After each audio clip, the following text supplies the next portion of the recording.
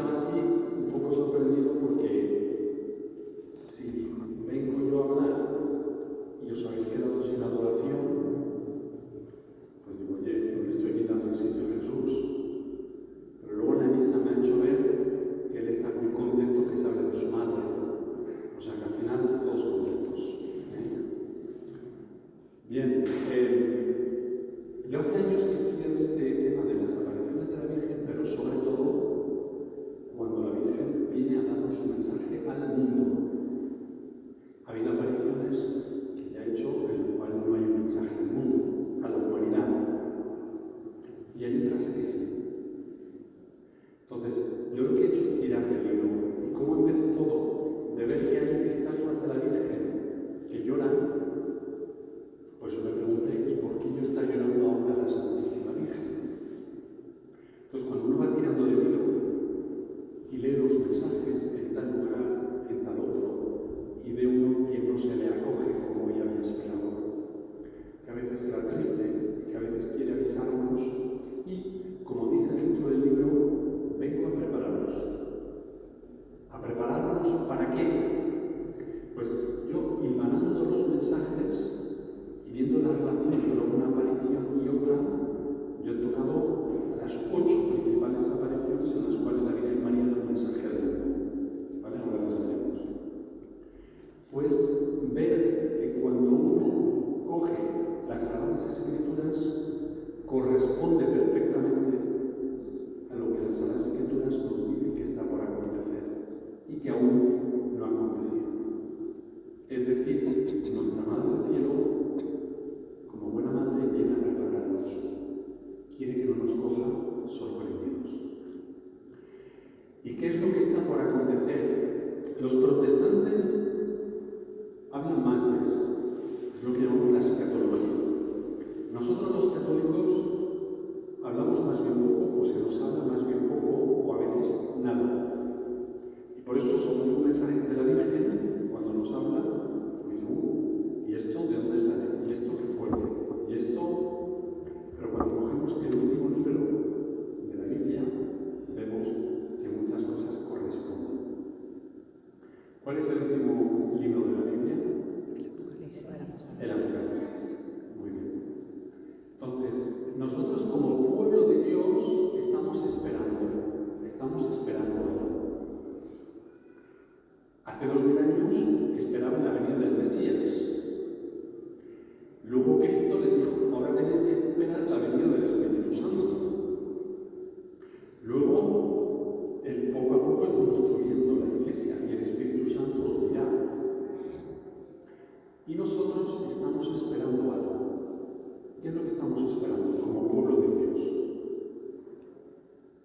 ¿Qué es lo que esperamos? La segunda venida.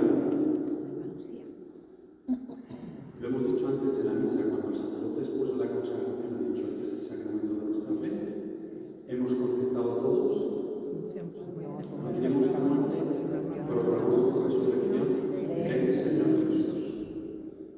El último libro de la Biblia, el Apocalipsis, el último capítulo, el último versículo, se termina así. Ven, Señor Jesús.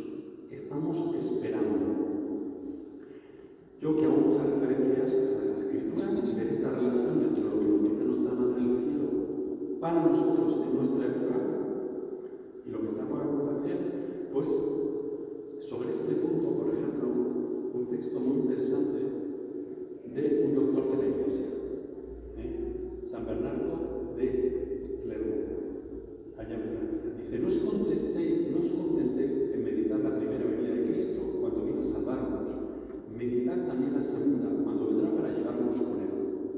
¿Cuánto me gustaría veros meditando sin cesar estos dos avenimientos? Rumiando, como las vacas, rumiando en vuestras almas todo lo que hizo en su primera venida y todo lo que promete para la segunda. Y que os durmieseis meditando en esta doble herencia. Dentro de poco, Adviento.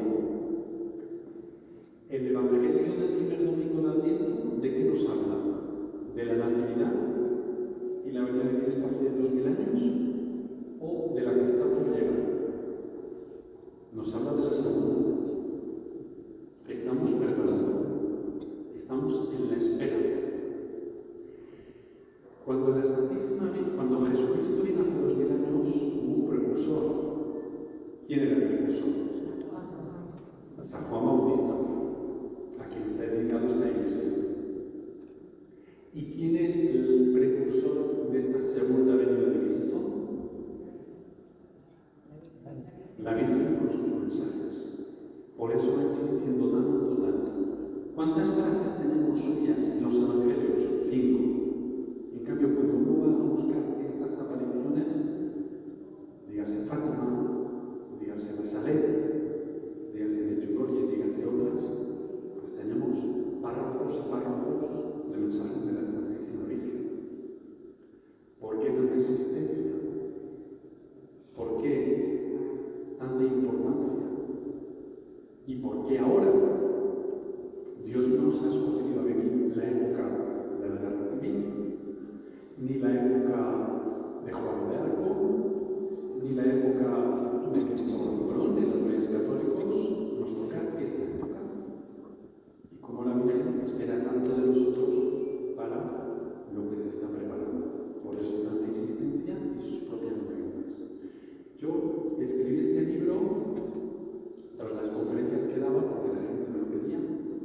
Me llevó unos 6 años el escribir, en buscar bien las fuentes, etc.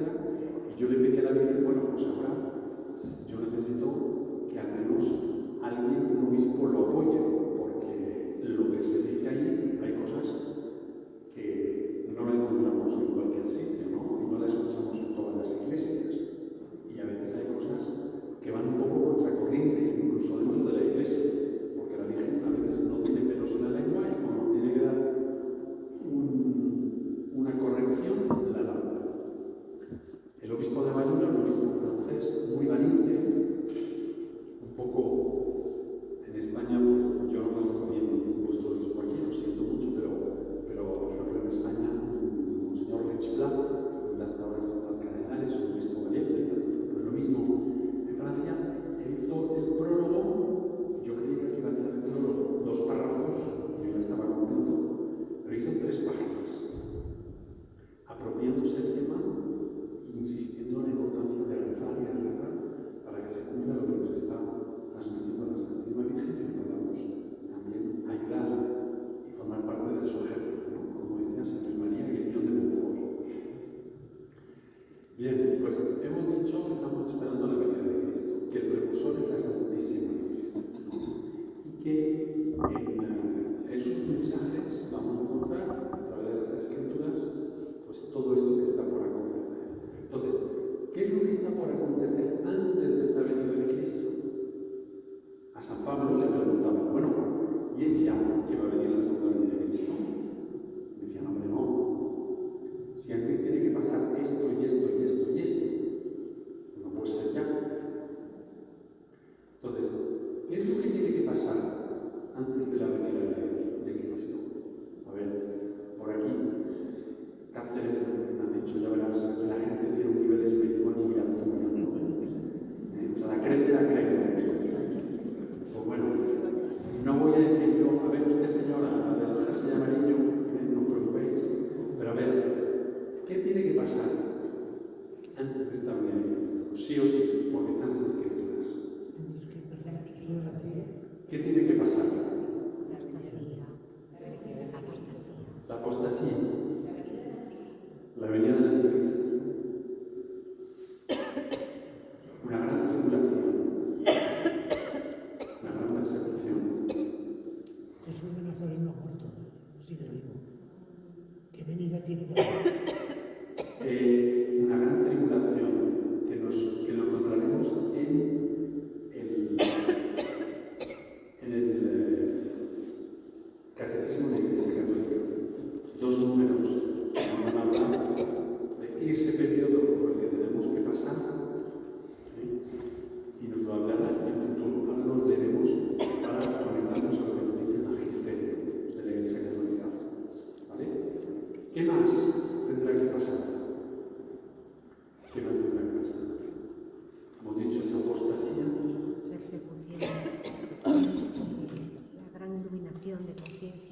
la iluminación de conciencia, y luego todo esto acaba con el triunfo del corazón inmaculado de María, lo que la Virgen profetizó en Fátima. Al final, mi corazón inmaculado triunfará. ¿Al final de qué? De todo esto. De todo esto. Triunfo del corazón inmaculado de María, último luego sobresalto. Triunfo del corazón inmaculado de María, civilización del amor, último sobresalto, que es la batalla de Gog y Magog, nos dice el libro de Apocalipsis, y luego ya venida de Cristo y fin del mundo. ¿Vale? Bueno, vamos a ver lo que nos dice el catecismo, porque todo lo que vamos a ver aquí, no os preocupéis que está 100% dentro del magisterio de la Iglesia, como no podía ser de otro modo.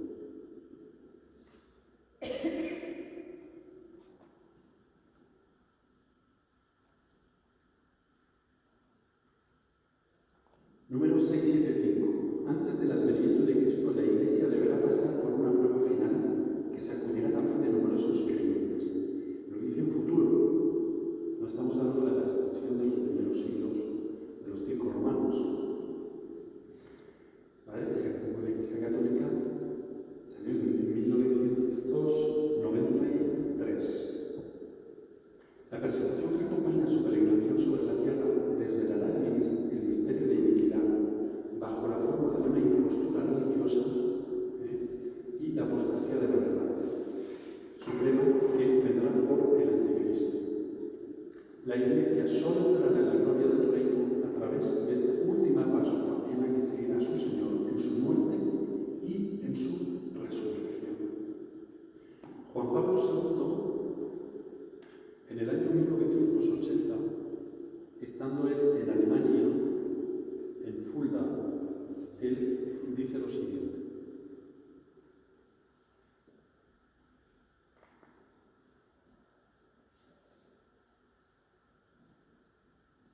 nosotros debemos prepararnos para sufrir grandes pruebas dentro de poco, tales que nos solicitarán la disposición a perder la vida y una total dedicación a Cristo y por Cristo. Con vuestras oraciones y las mías es posible mitigar esta tribulación, pero ya no es posible apartarla, porque solo así la Iglesia puede ser efectivamente renovada. Ese nuevo resurgir.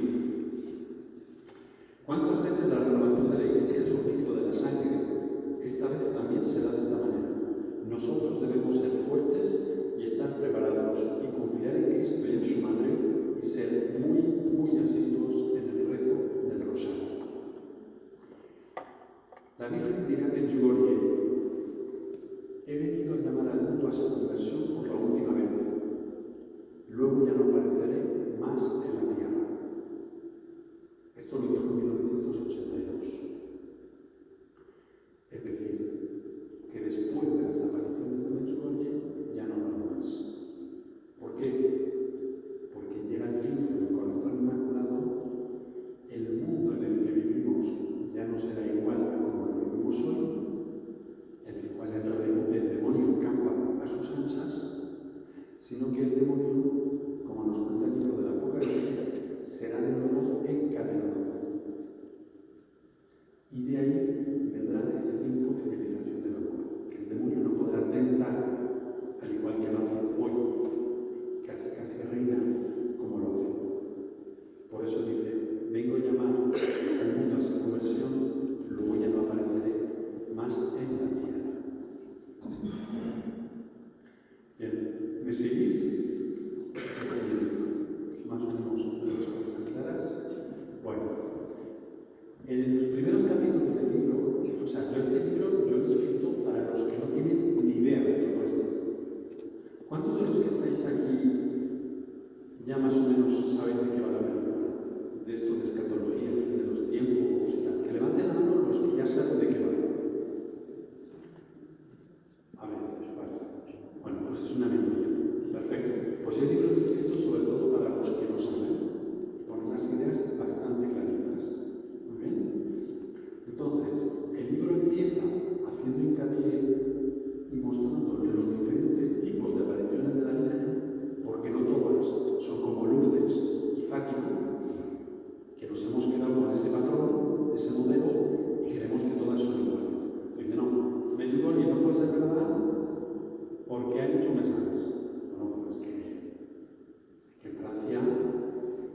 los siglos, una aparición reconocida se estuvo apareciendo durante 54 años, la Virgen.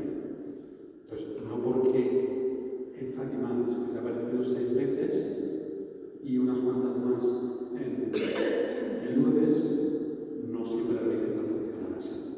Entonces tenemos unos esquemas muy hechos. Entonces hay un capítulo del libro que se titula así: vamos a romper los esquemas, ¿vale? Y luego, una vez que ya dejamos a la Virgen, que ella se aparezca como ella quiera, sin darle nosotros órdenes o lecciones de cómo tendría que ser, que a veces somos muy fuertes para ponernos a nivel que no nos toca, poquito a poco entramos ya en los mensajes, ¿vale? Hemos visto qué es lo que tiene que suceder antes, lo que nos dice el Catecismo de la Iglesia Católica, lo que nos dice también el Papa. Cito al Papa Juan Pablo II, Benedicto XVI, y también al Papa Francisco, porque hay algo que no hemos comentado importante que también tiene que suceder durante ese periodo difícil, que es, además de la apostasía, es la abominación de la desolación, que tiene referencia a la Eucaristía. Y es una prohibición o persecución de la Eucaristía, que lo vamos a encontrar en San Daniel, que nos lo va a dar a entender también la Santísima Virgen, y que el Papa Francisco hará referencia a esta profecía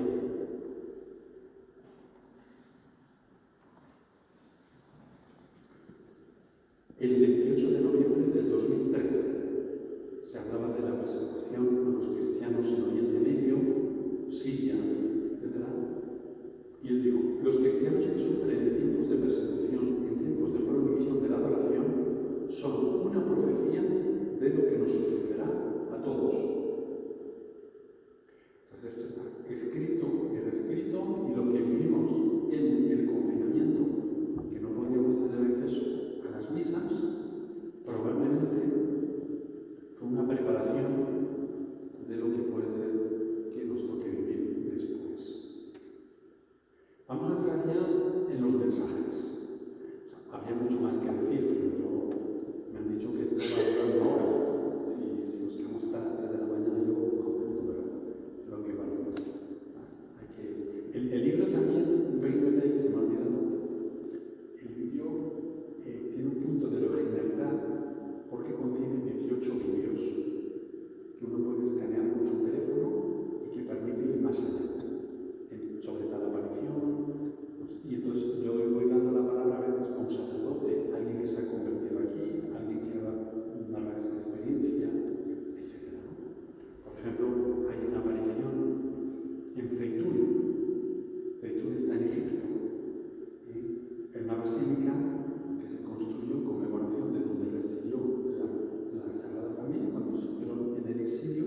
Bueno, pues la Virgen María se ha estado apareciendo bastantes veces desde los años 60 y antes, y todo el mundo la veía. Católicos, musulmanes, creyentes, ateos, hasta el presidente del país la grabaron en televisión. Entonces, bueno, pues pongo un vídeo que ahí lo explican, se ve, etc. Y todo el mundo lo veía. Había a veces 300.000 personas que se juntaban ahí. Y era en la cúpula de la iglesia, en la noche aparecía. A veces se veía una paloma, el Espíritu Santo, a veces estaba sola, etc. Bien, bueno, pues había muchas cosas que decir, pero vamos a entrar ya en los mensajes más pinceladas de lo que les hace de la Virgen. Todas estas apariciones están aprobadas. Yo hablo de la Salette, en Francia, 1846. Hablo de Fátima. Hablo de Ámsterdam. Hablo de Galavandal, en España. También de Akita, en Japón. Y las 3 de 1981, que son el Escorial, de nuevo en España. Kirio, en Ruanda, en África.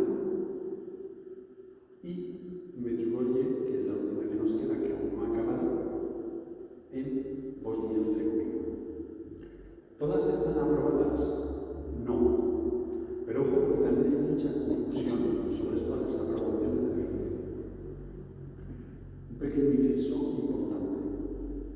La Iglesia, cuando lo considera oportuno el obispo del lugar, en principio con el obispo basta, él dice, bueno, he hecho un estudio, considero que sí, afirmo que aquí se apareció la Virgen y está pillado y ya está, aprobado.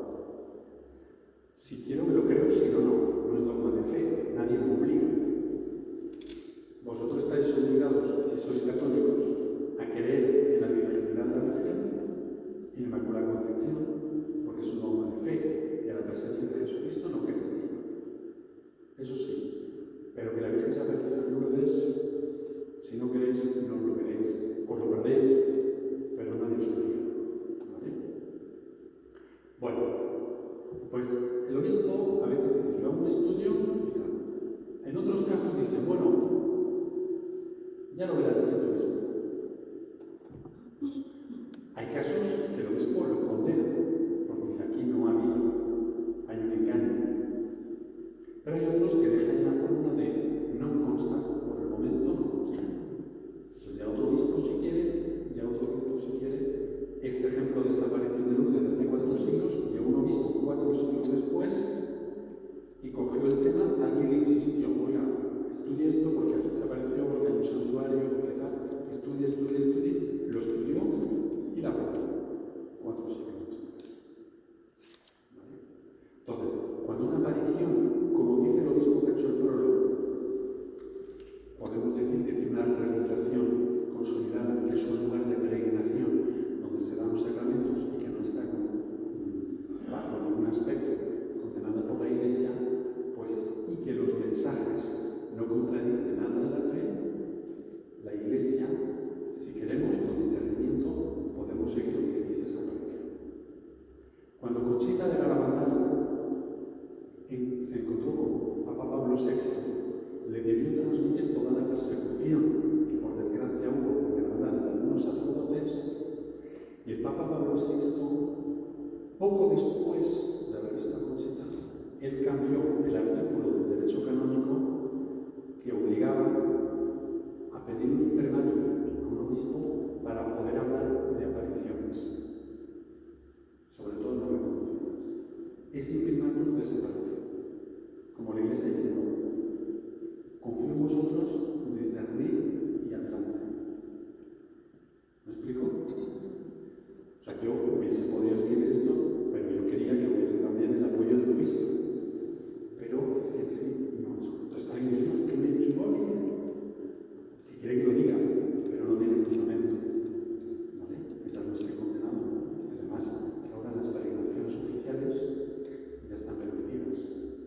El otro día en la diócesis de París, el obispo de la cabeza fueron a Medjugorje al mismo nivel que antes, o que al mismo tiempo otros se van a Lourdes, por ejemplo. ¿Vale? Bueno, no os quiero asustar, pero el Pilar en España está reconocido, no está reconocido. Nos vamos a desgarrar las vestiduras, pero no está, es una tradición. Ahí está el Pilar y es un lugar de peregrinación. Entonces, yo he escrito, he llamado, he preguntado ahí, el santuario del Pilar, no, reconocimiento como tal no hay. ¿Vale? Pero bueno, esto es para que las cosas estamos claras y que a veces no nos ocurran cosas que no son. La medalla milagrosa en la cabeza tiene reconocimiento del obispo, la medalla, pero la aparición nunca se reconoció como tal. No se entrevistó a la gente, asociación y ahí se quedó. Y Juan Pablo II ha ido a rezar, y grandes santos, y bueno, pues, la María Milagrosa. ¿Vale? Bien. Todo esto lo explico en el libro para que cada uno tenga esa capacidad de discernir y de entender bien y poner cada cosa en su sitio, porque a veces con estas apariciones nos pueden decir una cosa y lo contrario y nos quedamos un poco perdidos. Bien. A todas estas vamos a entrar ya en los mensajes de la Virgen, que es la tercera vez que lo digo, pero bueno, siempre me vienen cosas que transmitiros. Y es sobre todo una primera aparición en 1846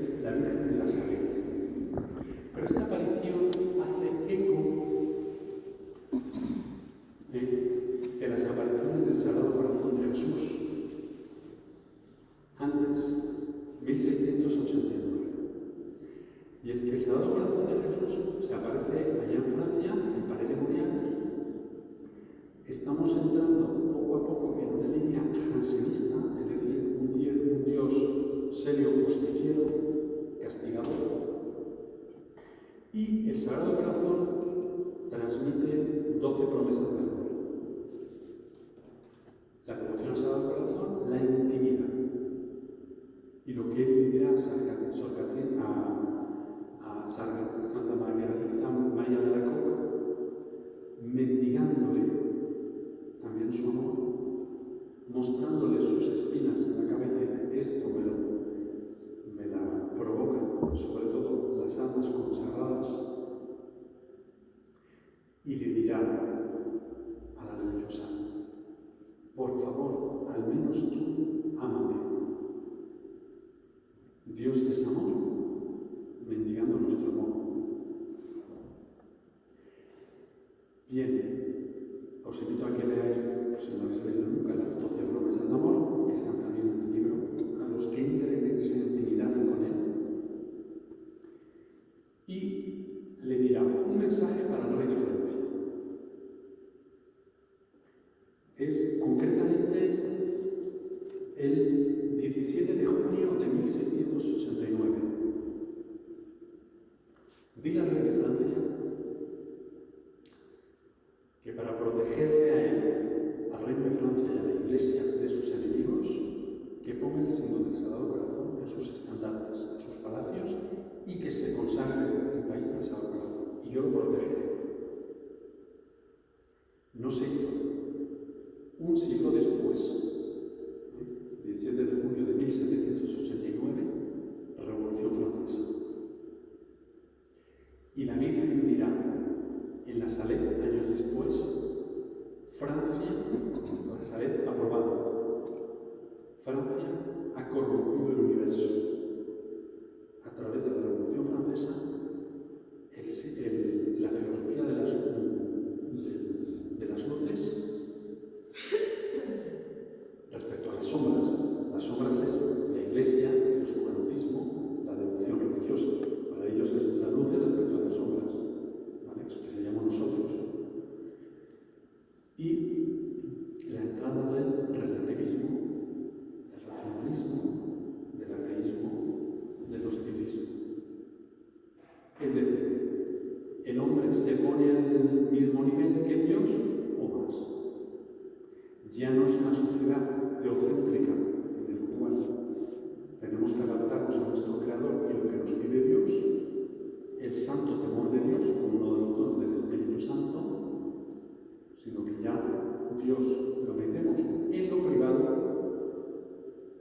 privado, si tú quieres creer, halla tu verdad, y a partir de ahora la diosa razón.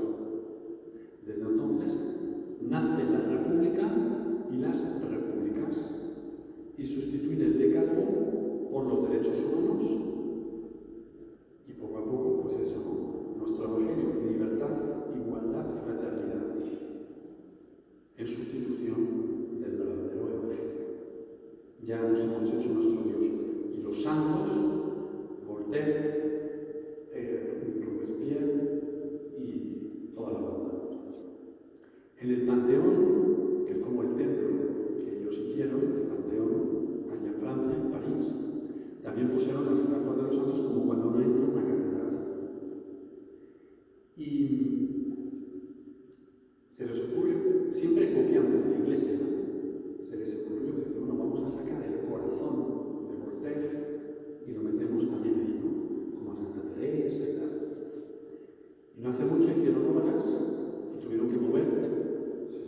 Y cuentan un relato, yo vi un programa en televisión allá en Francia sobre Voltaire, que empezó a surgir de la estatua cuando vieron un olor absolutamente insoportable, ¿no? De ese corazón que estaba ahí, pues totalmente podrido, ¿vale?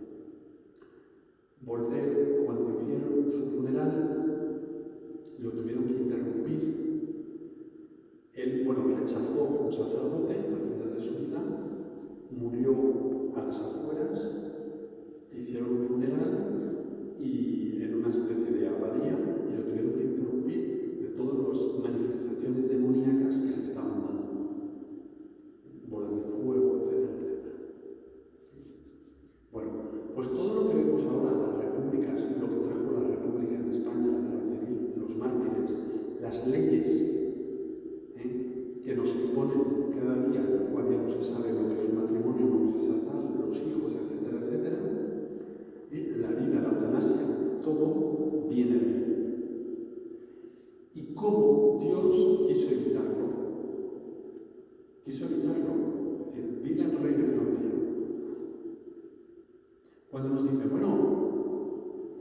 Si tu Dios existe, ¿por qué permite el mal en la tierra?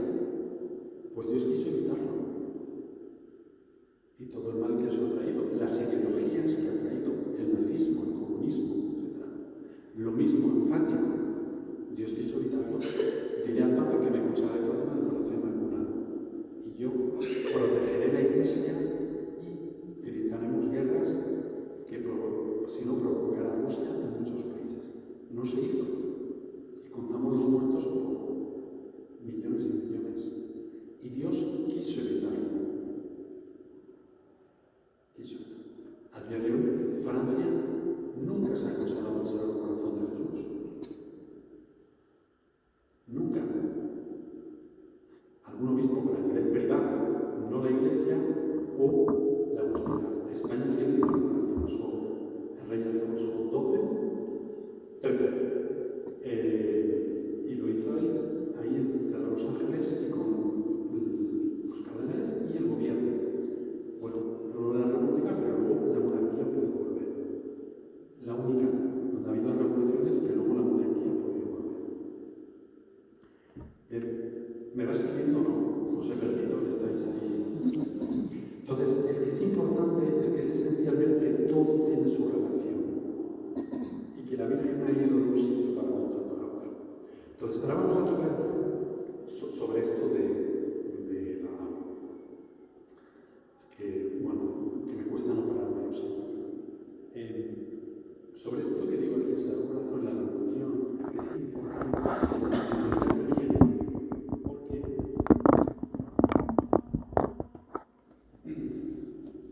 de esto es lo que luego nosotros estamos sufriendo tanto en nuestra sociedad y los gobiernos que tenemos, ¿vale? En el cual ni hay Dios ni nada que se parezca y nos quieren justamente establecer una sociedad totalmente nueva y alejado de cualquier civilización. Ya un presidente español socialista no hace mucho él decía, dice, hay que lograr el cambio de civilización. Entonces, esto es lo que decía el ministro de Educación francés en 2014. Decía, la Revolución Francesa es un evento metahistórico, es decir, religioso. La revolución implica el olvido total de lo que precede la revolución. De ahí que los centros de enseñanza tienen un papel fundamental, dado que el colegio debe quitar a los niños todos sus puntos de referencia pre-republicanos, es decir, cristianos. Es un nuevo nacimiento, una transubstanciación, siempre nos cogen nuestras palabras, que se realiza en un colegio a través de la enseñanza. Es decir, tenemos que meterles en el alma, en la cabeza, en la inteligencia, ese pensamiento. Es una nueva iglesia, con su nuevo clero, su nueva liturgia, sus nuevas tablas de la ley. Ministro de Educación. Bien. La Virgen de Nazaret se aparece sentada, llorando. Dice el vidente, los dos pastorcillos, le caían lágrimas como de luz. Hubiésemos querido consolarla, pero no podíamos. Del dolor de ver que el amor ya no era amado. Tenía colgando del cuello instrumentos de la pasión de Jesús. Clavos, martillos, etc. Y ella, durante esta aparición, no solo una, va a dar el índice, el sumario, la descripción de todo lo que va a ser el hundimiento y la caída de la civilización cristiana en Europa, en lo que hemos llamado siempre la cristiandad, en Occidente. Cristiandad construida a través de los santos, de los monasterios, de Carlomagno, etcétera, que se ha transmitido ese saber y que llevamos dentro de esa civilización judío-cristiana. Entonces la Virgen describe el hundimiento total. Por eso aparece sentada desconsoladamente y llorando. Dará una serie de mensajes y luego unas profecías respecto al futuro.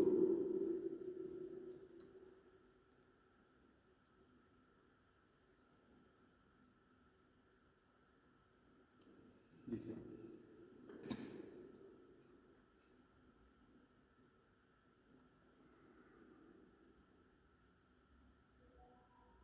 Serán abolidos los poderes civiles y eclesiásticos, todo orden y toda justicia serán pisoteados. No se verá otra cosa sino homicidios, odio, envidia, mentira y discordia, sin amor por la patria ni por la familia. Los gobernantes civiles tendrán todos su mismo objetivo, que consistirá en abolir y hacer desaparecer todo principio religioso, para dar lugar al materialismo, al ateísmo y a todo tipo de vicios.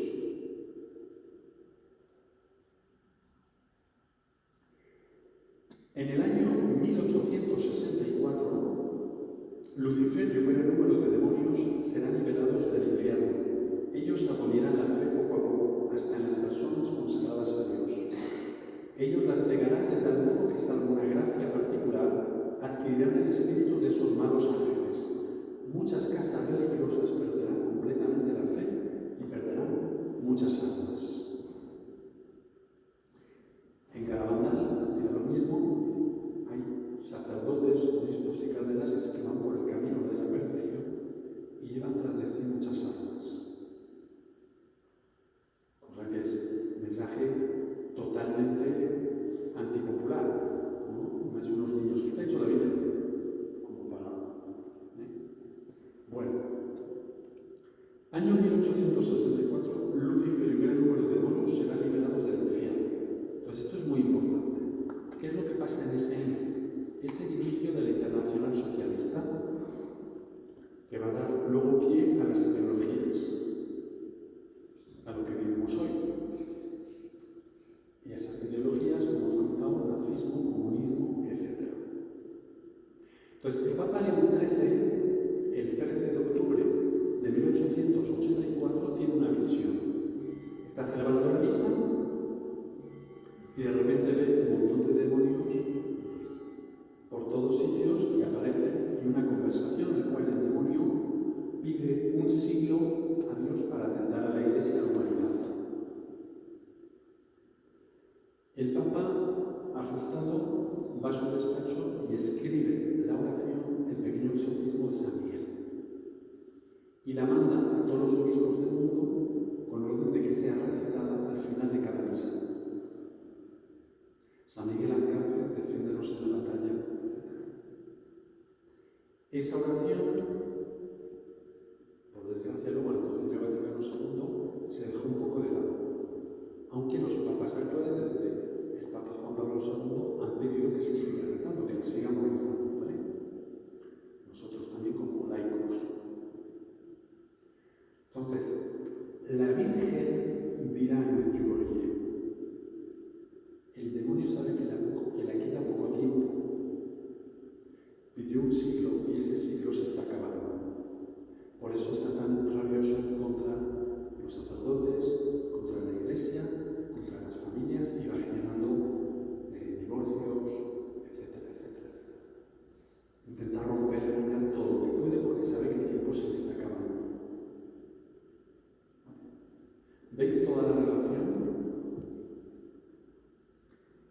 Desde el Sagrado Corazón de Jesús, Padre Lemonial, en la Revolución Francesa, lo que dice aquí la Virgen de Nazaret, dará una serie de secretos para que sean dados a conocer más adelante, y al Papa se le perseguirá mucho. Al final, un país del norte de Europa se convertirá tras de sí muchos países, estamos hablando de Rusia, y luego resurgirá a nueva fe, una nueva primavera de la fe. Bien, de Nazaret, el libro hay los secretos y todo lo demás. Nos vamos a Fátima. En Fátima, además de confirmar elementos propios de la fe, la existencia de los ángeles, la importancia de la comunión, pues el ángel trae la comunión a los niños, la importancia del sacrificio, la oración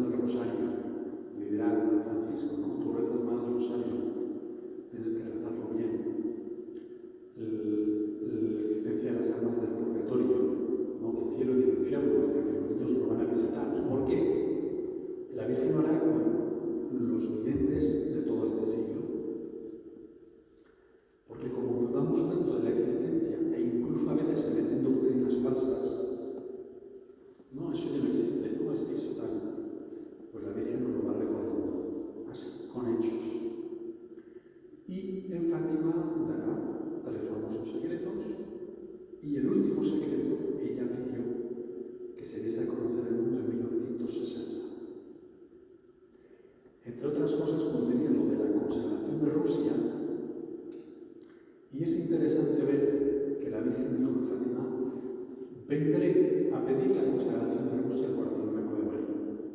Es decir, no que se hiciese en 1917. Y la pidió en 1929.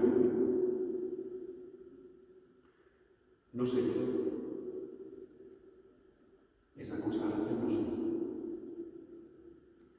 En 1932, escuchadme, el cielo dirá a su anuncia: no se ha hecho la consagración. Como el rey de Francia se acordarán, pero ya será tarde. Luis XVI, en prisión, se acordó de esa petición que había habido a Luis XIV, que no había hecho la consagración, se ha dado por de Jesús. Se acordó en prisión, la quiso hacer, pero era tarde, y como después, un día después, le cortaron la cabeza, la guillotenaron. Pues la Virgen le dijo a su novia: se acordarán con el rey de Francia, pero será tarde. No se ha hecho la consagración de Rusia. Y todo lo que vemos y sabemos, todas las desgracias que trajo el comunismo. Juan Pablo II sufre el atentado el 13 de mayo de 1981, 13 de mayo, fiesta de Nuestra Señora de Fátima. Milagrosamente se recupera en el hospital y lo primero que dice es que me traigan el dossier de Fátima. Ve que nunca se hizo esa consagración, pues hay que hacerla ya. Hace una primera consagración en el 82, pero el cielo le dirá a su Lucía, dirá al Papa que no ha sido válida. De ahí la importancia de hacer lo que Dios nos pide. La santidad, como ha ido ya un sacerdote, no es hacer cosas buenas, sino es hacer lo que Dios te pide en tu vida. Si Dios te pide ser una madre de familia santa, pues eso. Si Dios te pide ser religiosa, si te pide ser padre de familia, etc. Lo que Dios nos pide. Bueno, pues al Papa se le pide hacer la consagración de una manera, citando explícitamente a Rusia y en comunión con el resto de obispos. No se hizo así y el Papa volvió a hacerlo en el 84, en la Plaza de San Pedro. Esta vez sí en comunión con todos los obispos y le trajeron la estatua de Fátima. No citó a Rusia por presiones que hubieron justo antes de salir a la plaza por algunos miembros de la curia, de lo que había una delegación ortodoxa en la Plaza de San Pedro. Pero el cielo le dijo a su Lucía que había sido válida, aunque incompleta. Es decir, según lo que dijo la Virgen, al final Rusia se convirtió. Por el momento no se ha convertido. Fue válida en el 89, cayó el muro de Berlín sin derramar una sola gota de sangre, y en el 91 se bajó el día de Navidad la bandera del Kremlin, comunista del Kremlin por la última vez, y se acabó la Unión Soviética, sin derramar una gota de sangre. Bueno, lo que estamos viviendo ahora y la guerra entre Rusia y Ucrania ha provocado que el Papa haga esa consagración y citando esta vez sí a Rusia explícitamente. Es importante porque Rusia se tiene que convertir. Yo os he dicho, en el 1960 la Virgen pidió que se diese a conocer el mundo el tercer secreto de Fátima. No se da a conocer. En el 61 se apareció Carabondal, en España, en Cantabria, durante 4 años, durante todo el Concilio Vaticano II. ¿Y qué es lo que nos va a decir? Crisis dentro de la Iglesia y que nosotros hemos olvidado la Eucaristía, el Espíritu de Sacrificio, el Rosario y meditar la pasión de Jesús. Insistirá. Dará 2 mensajes. Habrá un milagro eucarístico. Todo el mundo verá, los presentes, una comunión traída por el ángel en la boca de Conchita, la principal vidente. Y 2 signos de la misericordia de Dios. Una iluminación de conciencias, un acto de misericordia para toda la humanidad que acontecerá en unos años, o sea, que aún no ha acontecido, para que todo el mundo de buena voluntad que quiera se pueda convertir. Es decir, una experiencia cara a cara con Dios.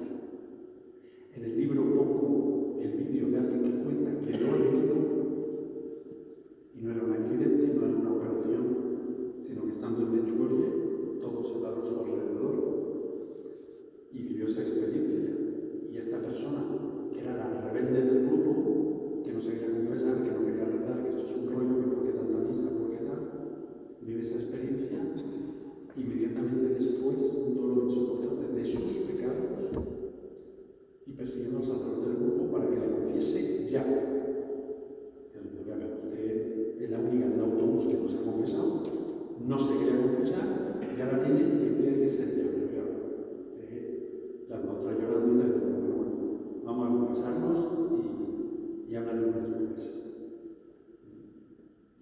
Esa experiencia la viviremos todos, católicos, ateos, musulmanes, todo lo que queramos. Le preguntaba a una de las videntes, Mariloli, que ya murió, bueno, ¿y esto es ya? Estábamos en los años 80. Y decía, no, España estará muchísimo peor. Y además, no puede ser ya, porque aún podéis ir a misa. ¿Ves la relación con lo que hemos dicho antes? Luego habrá otro signo de misericordia, un gran milagro. En Garabandal y en Metropolitano, ha dicho la Virgen. Para conversión también de mucha gente, le preguntó la Virgen, no, dice del mundo entero, un gran milagro. Y que luego se quedará ahí presente un signo indestructible de la presencia de Dios, como una luz o algo que nadie podrá dudar de la existencia de Dios. Conchita tiene como misión darlo a conocer al mundo días antes, la fecha de ese milagro. Y Conchita tiene ahora 74 años, ¿no? Es evidente de Garabandal. Y ese milagro se tiene que dar, se dará en una fecha particular en el cual acontecerá algo inusual dentro de la Iglesia, que es la unión encontrada de nuevo entre los católicos y los ortodoxos. El Papa, que viene ahora de Oriente Medio, ha dicho, no, me interesaba ir porque vamos trabajando con el patriarca Bartolomé para buscar la unidad. La Virgen dijo, Rusia se convertirá, Rusia es ortodoxa. Pero se tenía que citar esa consagración, y lo que ha hecho el Papa en marzo, de citar públicamente estas veces a Rusia, había que hacerlo. Entonces, pues bueno, la providencia se sirve de todo, ¿no? Qué triste que haya que pasar por esta guerra, pero todo está relacionado. ¿Me seguís? Vale. Bien. Seguimos. Después de Fátima, después de Garabandal, que la Virgen se fue triste porque no se la acogió como se debería y no hubo conversión, la Virgen se la quita al Japón y ahí es una estatua de Nuestra Señora de todos los pueblos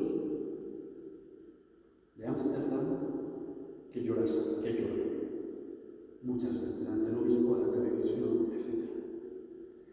Esta aparición que no he hablado, déjame decir un par de pinceladas. ¿Cuánto tiempo me queda? Bueno, un par de pinceladas. La aparición de Ámsterdam es muy importante porque la Virgen anuncia el futuro quinto dogma mariano. Dice, será promulgado. Y lo afirma, no es condicional, será promulgado. Al igual que dice, mi corazón inmaculado triunfará. Entonces, este quinto dogma mariano, María Corredentora de Débora y Aguada, es, como subraya el obispo en el prólogo del libro, fundamental porque le da esa fuerza última de la Santísima Virgen espiritual para volver a encadenar al demonio. De ahí el fin de ese siglo. ¿Vale? Entonces, ese dogma, cada 2 por 3, el Papa va recibiendo peticiones para promulgar el dogma. Juan Pablo II lo citó en 4 discursos, en algunos también lo citó Benedicto XVI. Entonces, ahí hay un rum, ¿no? Con ese dogma. Y la última carta fue el Pascual este año del anterior, enviada por obispos y cardenales al Papa pidiendo la promulgación del dogma. Bueno, estábamos en Akita, en Japón, y la Virgen dará un mensaje, esta vez con pelos y señales, el tercer mensaje de Fátima, como dirá Ratzinger cuando el obispo le dice, oiga, yo voy a probar esto, ¿usted quiere decir algo? Le mando el dossier. No hay respuesta, llama a Roma y el cardenal Ratzinger, Congregación por la Doctrina de la Fe, le dice, no hay nada nuevo, vaya usted adelante. Es el tercer secreto de Fátima y lo que encontramos en las Sagradas Escrituras. Escatología.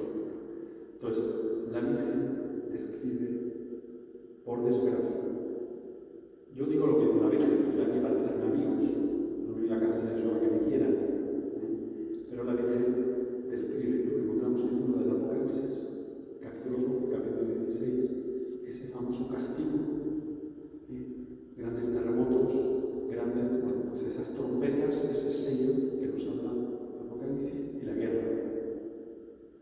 Los sacerdotes fieles serán perseguidos por sus hermanos dentro de la iglesia.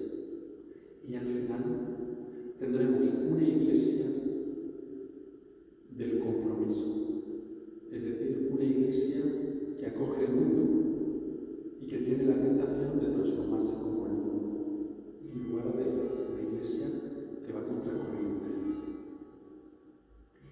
Durante todos los mensajes que os he hablado, el hilo conductor, la Virgen, es la crisis dentro de la iglesia.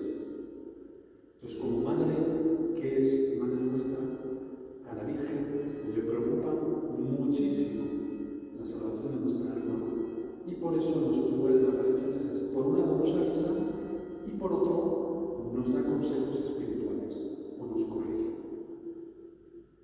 Luego viene el Escorial, también dirá las mismas cosas, y llegamos a Medjugorje. En Medjugorje la Virgen, como en muchos sitios no se le ha acogido y no ha habido conversión, ella cambia de estrategia. Yo aquí me instalo, voy a hacer aquí de párroco, voy a hacer de predicador de espirituales, voy a hacer yo de confesor, como quien dice, voy a hacer yo de padre espiritual, de director espiritual. Hace venir gente del mundo entero, hace que se conviertan allá y luego los manda a otros lugares de sus casas para que sean la sal de la tierra y transformar las parroquias, organizar grupos de oración, etcétera, etcétera. Pero la Virgen dice, este es mi lugar y aquí me ocupo yo de todo. Se sirve de los sacerdotes, pero dice, no, como vosotras madres de familia, ¿no? Dice, oye, prepara la cena, prepara, oye, esto como que, este ingrediente, al final los levantes y dicen, bueno, sal que ya lo voy yo. Sal que ya lo voy yo, ¿no? Pues un poco lo mismo, la Virgen hace mucho. No, aquí ya me ocupo yo. Entonces vamos a coger, vean, Hacienda, cómo es el cristiano hoy. A ver, misa, lo más posible. Confesión, que la tenéis olvidada, al menos una vez al mes, al menos. Ayuno, lo habéis olvidado. Y luego sois unos mandullis que no tenéis una fuerza espiritual y no perseveráis. Tenéis que ayunar, tiene que ser así y así, ¿no? Etcétera, etcétera, ¿no? La lectura de la Biblia, dice vuestras casas, el centro de la televisión, por lo mismo, tiene que ser la palabra de Dios, leer la Biblia en familia, leer la Biblia en familia. Y luego se reza el rosario, ¿no? Como San Ramón también constante. Yo pongo los mensajes por temas, allá eran agricultores, todo el mundo se respondió, ahí sí, a las apariciones de la Virgen, la gente fue fiel desde el primer día, siguió los consejos de la Virgen estaba feliz. Pero cuando llegó el tiempo de la cosecha, pasaron delante antes de la cosecha que la oración, y la Virgen les regañó. Dice que no habéis entendido que cuando vosotros rezáis bien, Dios se encarga de todo lo demás. Y vuestra cosecha saldrá mejor, etcétera, etcétera, ¿no? Poner Dios en el centro. Bien. Luego en el libro, pues tenemos ahí los pasajes muy importantes de cómo será esta civilización del amor, ese nuevo Pentecostés. Y la Virgen lo describe, dejadme ponerle un párrafo.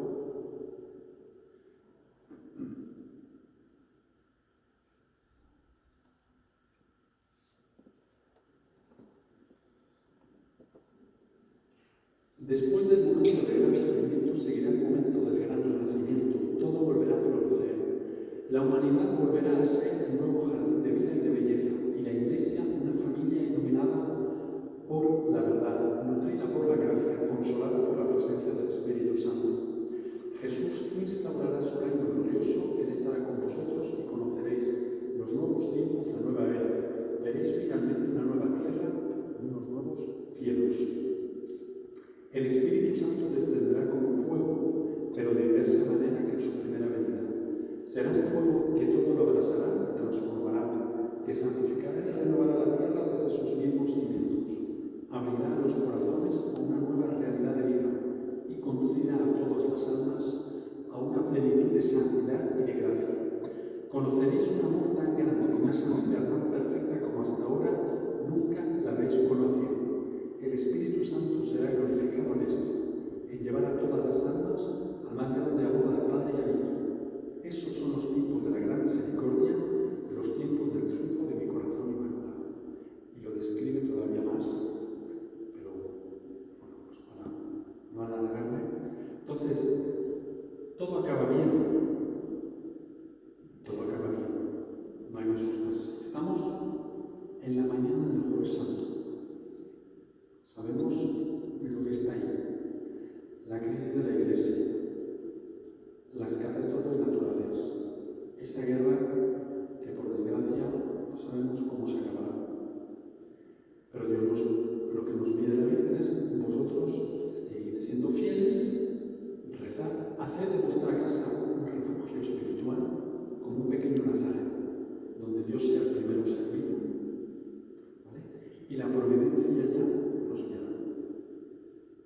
Y la Virgen quiere que estemos al corriente de todo esto y quiere que le obedezcamos. Por eso viene y nos da consignas claras.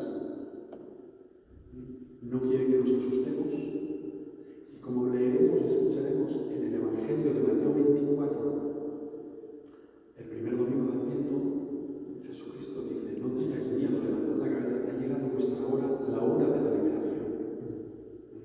De esta hora de la liberación. Y la Virgen quiere que estemos al corriente, que no nos cojamos de sorpresa. Un poquitín como los que viven en zona tropical les avisan que va a llevar un huracán para que se preparen. Pues la Virgen quiere lo mismo, que estemos bien preparados, firmes en la fe y fieles a lo que ella nos pide. ¿Vale? Bien, yo creo que la Virgen está contenta que hablemos de ella, pero está contenta también que recemos. Entonces yo os propongo que para acabar, luego hay un tiempo así de preguntas, alguien quiere preguntar algo, para acabar, que recemos juntos una consagración al corazón inmaculado de María y al corazón de Jesús. ¿Vale? Entonces, yo voy diciendo cada frase y si os parece la repetís conmigo. ¿Vale?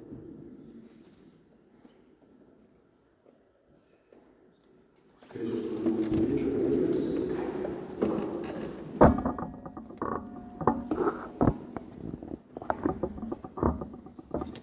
En el nombre del Padre, del Hijo y del Espíritu Santo. Divino corazón de Jesús, traspasado por amor a nosotros, y corazón inmaculado de María, ardiente con la misma llama de amor, aquí estoy con el deseo sincero de consagrarme a vuestros santos corazones por un pacto de alianza total y absoluto. Quiero así adherirme plenamente a la alianza de vuestros corazones,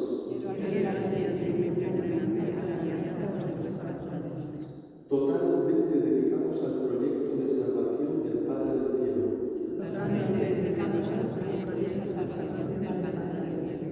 para la humanidad y toda la creación.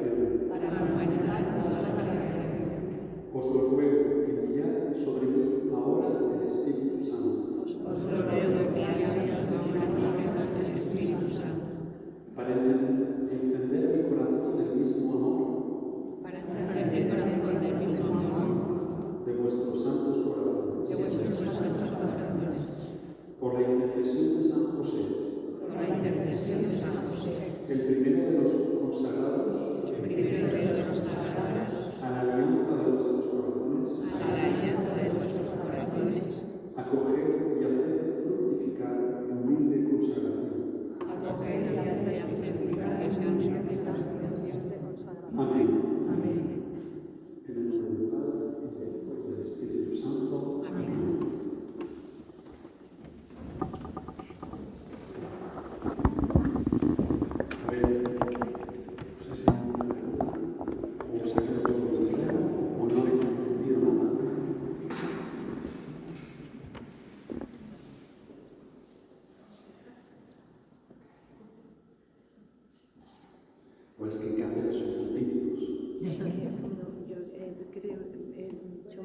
que hice antes. Y habla también en el libro de Santa Faustina y no nos han dicho. Bueno, es que yo por mí, Ya, pero bueno, todas las bendiciones de Santa Faustina. sí, pero de las apariciones de la Divina Misericordia. Sí, entonces de San Faustina hay dos cosas que yo recalco en el libro. Una, 1938.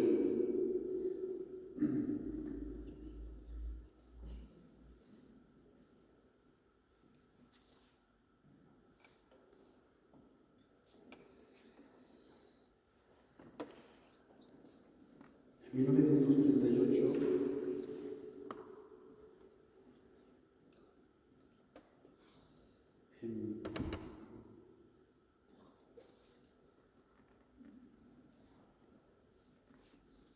bueno, no lo encontraré. Ella dice, Jesús le dice a Santa Faustina, amo mucho a Polonia y de ella saldrá a la luz que guiará a la Iglesia en el último milenio. No, que preparará el mundo a mi venida en este milenio. Juan Pablo II. ¿Veis como que no estamos muy lejos? Y luego hay otro momento que Jesús le dice a Santa Faustina,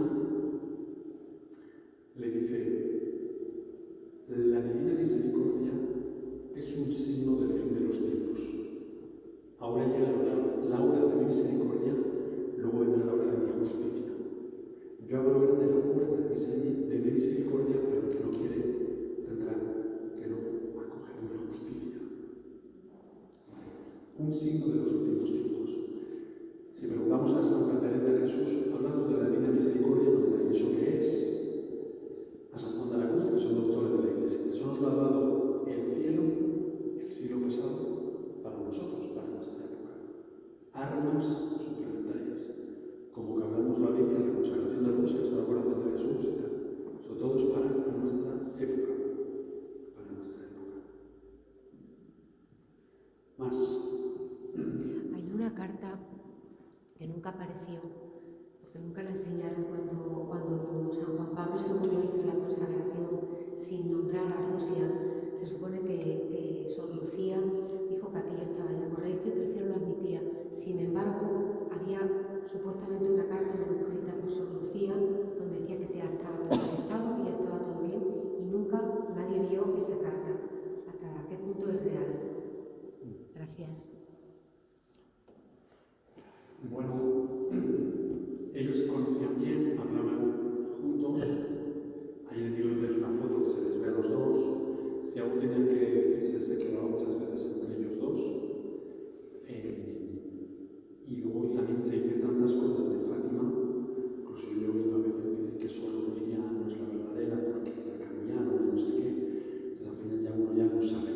Lo que sí podemos decir es el famoso tercer secreto. El famoso tercer secreto en el año 2000 se da a conocer. Y dice, bueno, pues este es el tercer secreto, el atentado del Papa. Y ya está. Y no es. Y no es.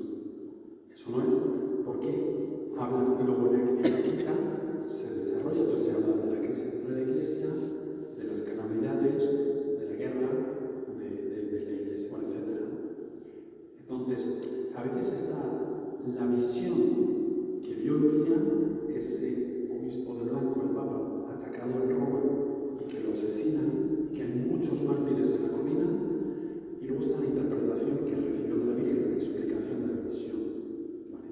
Entonces todo eso lo tenemos luego en Akita, en Japón, y como dirá el Benedicto XVI, dice, pues eso es el tercer secreto de Fátima. Pero luego se han dicho muchas cosas, tantas cosas de Fátima que a veces yo me quedo con lo seguro.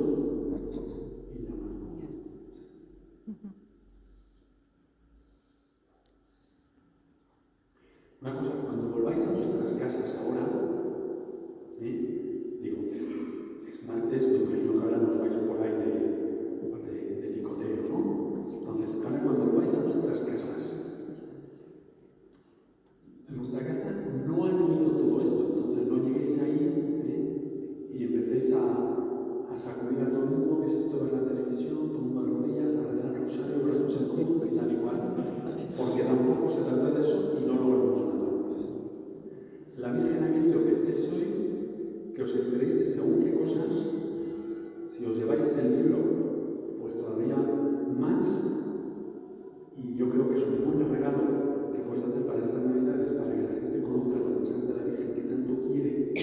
ella y su hijo que se den a conocer, pero luego también vivirlos como ella hacía, ¿no? Que lo meditaba en su corazón. Buscamos la conversión nuestra y luego hasta de ya donde podamos, de la familia en la que nos toca vivir, de nuestros amigos, de nuestro trabajo y tal, ¿no? Pero no todo el mundo es sensible a estas cosas y hay que respetarlo. Pero a veces la Virgen se apaña para que estés tú y ya en tu familia por lo menos ya estás tú, que ya sabes de dónde va la película. Y que en el momento dado puedas transmitir calma y paz, donde mucha gente pues se desespera por decir, esto cada vez va peor, aquí rezas y cada vez va todo peor, entonces ya no sé si vale la pena rezar o qué. Y dice, no, estamos en el Jueves Santo. Las malas noticias van a seguir llegando, pero luego llega la resurrección. Yo tengo allá en Nantes una monja de la Visitación que es mística, que tiene los estigmas. Y a veces hablo con ella comentando algunas cosas, noticias malas que llegan por parte de la Iglesia. Me decía el otro día, medio riendo, ¿no?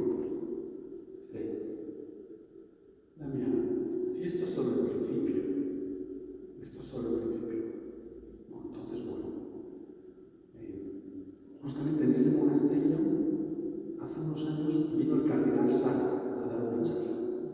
Cardenal Sara, uno de los grandes, muy de la línea también de Juan Pablo II, etc. Él llegó, estaba toda la iglesia llena, la basílica a reventar, llegó, se arrodilló, dice, bueno, pensábamos que iba a hacer su reflexión. Se puso de rodillas, se quedó 15 minutos sin moverse. Y luego despacito, se fue al ambón para empezar su charla y dijo, la iglesia se tambalea como la barca en la tempestad. Pero Cristo duerme, está dentro y duerme. La iglesia se tambalea. Podría haber empezado diciendo otra cosa. ¿Me explico? Bueno, pues nada, nosotros con fe, pequeño resto. Sí, una última cita, es que esta no tiene pérdida, de Benedicto XVI, bueno, en el año 69. Escuchar bien.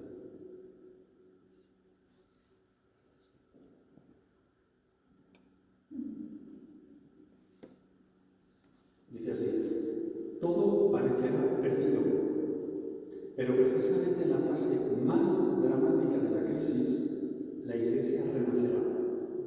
Será más pequeña, más pobre, casi de catacumbas, pero aún más santa, porque ya no será la Iglesia de aquellos que buscan unirse al mundo, sino la Iglesia de los fieles a Dios y a su ley eterna.